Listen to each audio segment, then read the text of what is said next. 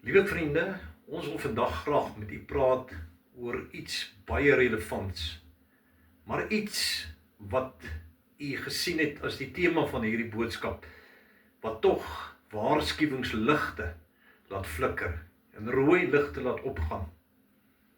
Dit is die waarheid oor godsdiens. Nou, jy weet, deur die eeue het die kerk sy aanslag beleef, het gemeentes hulle aanslag beleef. Daar's nie 'n gemeente wat kan sê ek het nooit aanslag gehad nie, of moeilikhede het my pad langs gekom nie. Selfs die gemeentes in Openbaring lees ons van dat hulle aanslag het van buitekant afgekom. Die duiwelse werke buite, die magte van die bose, die owerhede, wat 'n aanslag teen hierdie mense gebring. Maar die gevaar was dat ook aanslag van binne afgekom het, van binne in die gemeente self.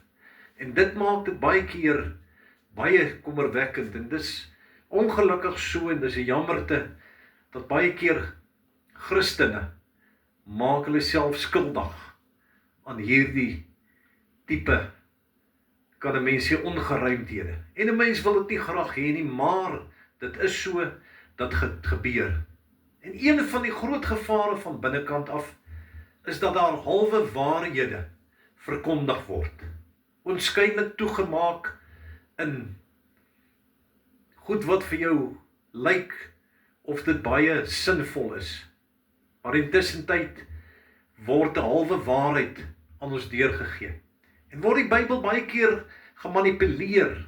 Ek praat van die manipulasie van die Bybel om hierdie tipe dinge te bewys. En een van die dinge wat vir my halwe waarheid is, en wat vir my regtig pla van die begin af, wat ek dit gehoor het, dit is dekades gelede, het ek al hierdie leerstelling gehoor, dat daar 'n onderskeid gemaak word tussen godsdiens en verhouding. Baie lank terug, en ek was skoon verbaas, want ek was toe nog jonk op die pad van die Here. En ek het nie geweet eintlik wat beteken dit nie, maar dit het my gepla, dat daar sulke dinge verkondig word. En jy weet, dit is iets wat nie daar gebly het nie.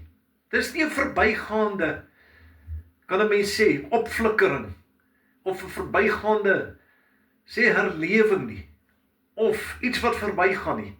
Dit het aangegaan. En dit is so dat groot sprekers, wêreldbekende sprekers, handhaaf vandag steeds hierdie siening, en dit word wyd en suid verkondig. En ek wil nie vandag enige mens hier blootstel nie. Dis nie my doel nie. Daar word steeds hierdie onderskeid gemaak tussen verhouding en godsdiens. En selfs huidiglik is daar sprekers wat hierdie dinge aanhaal en vir ons onderskeid tref tussen verhouding en godsdiens. En dan maak hulle die ding af dat ons baie keer in twyfel val. Nou, wat is dit nou wat hulle bedoel? En dit is sekerlik belangrik. Dit is seker belangrik om te kan waarsku teen godsdiens. Dat godsdiens en die beoefening en om godsdienstig te wees, kan nie iemand red nie. Dit kan nie vir jou saligheid red nie. Ons kan niks doen, niks rituele doen, niks, kan 'n mens sê, uiterlike dinge doen, om klere aan te trek, of selfs tipe rituele, of onsself in meditasie te werp, en sodoende dink ons sal onsself gered kry. Nee, daar is maar een manier, daar is ruimte vir daardie siening. Maar daar is ook baie gevare aan daardie siening van godsdiens versus verhouding. En ek dink maar hier aan die polarisasie, die klif wat ingedryf, die skeiding wat veroorsaak word deur daardie tipe lering. Jy weet, baie mense sit in gemeentes, baie toegewyde kinders van die Here, met diep oortuigings om sekere dinge nie te doen nie, om sekere toegewings nie te maak nie. Ek praat hier van dinge soos drank, om te drink. Ek praat hier van mense wat nie tatoeëermerke wil op hulle liggaam vat nie.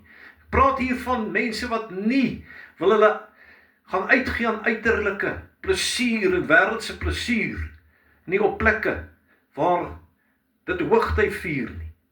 En dan word daardie mense geklassifiseer en geetiketiseer as godsdienstige mense. En daar selfs in dienste gesê, kom ons stoot vandag die godsdiens van die klif af.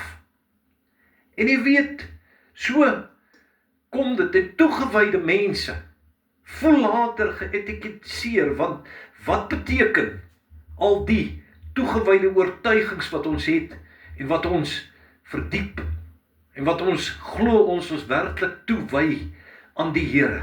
Ons word geetiketiseer as godsdienstige mense, godsdienstige, ander mense, wat daardie tipe dinge in liberale lewens lei, word as verhoudingsmense geetiketiseer.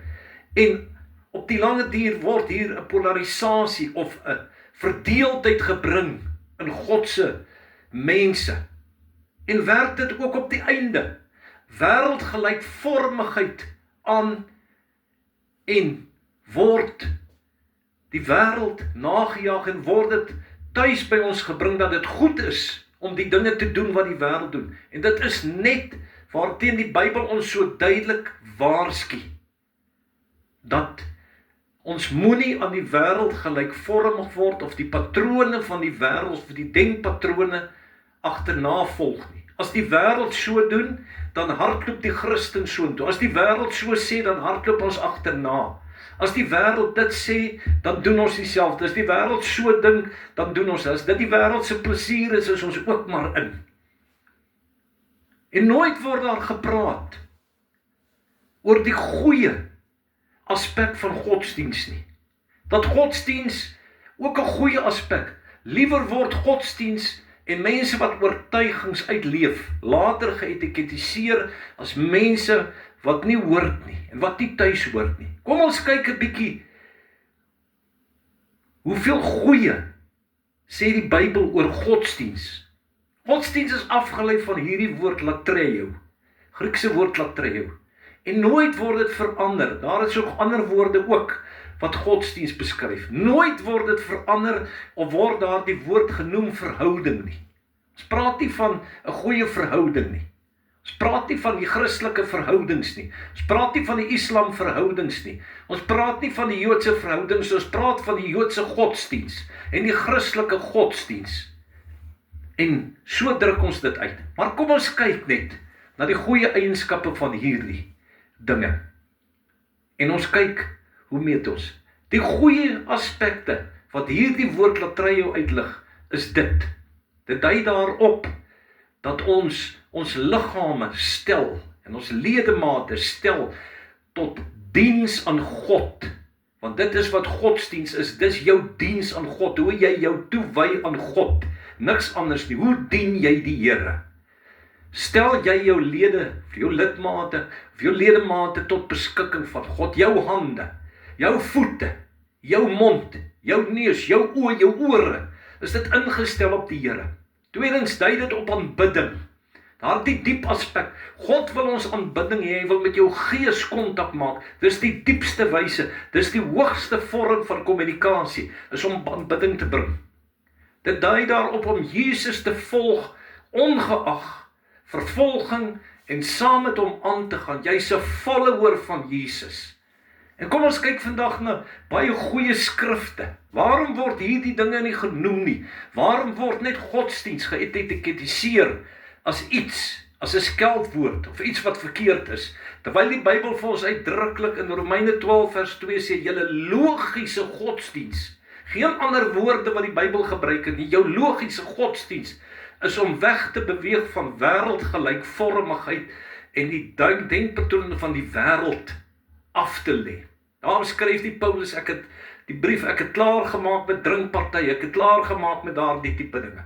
Tweedens, dit dui daarop dat Paulus skryf, jou praktiese godsdiens is om te kyk na die armes en vir hulle te sorg en die weduwees te versorg.